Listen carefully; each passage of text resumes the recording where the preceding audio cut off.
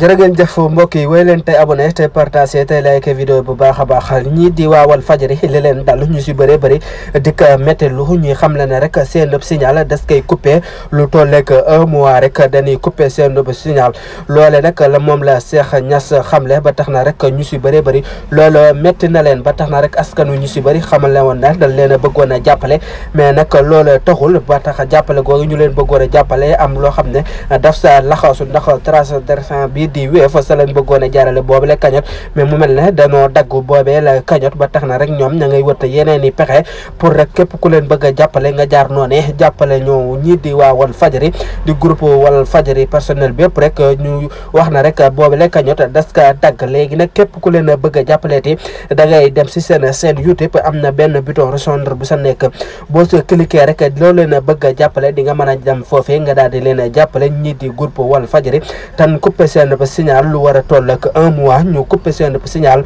dootul doxati fii si Sénégal way leen tey abonné te partagé te like vidéo bu baax a baax yéen ñii dinu topp su suñ seen bi di Buzz Total TV.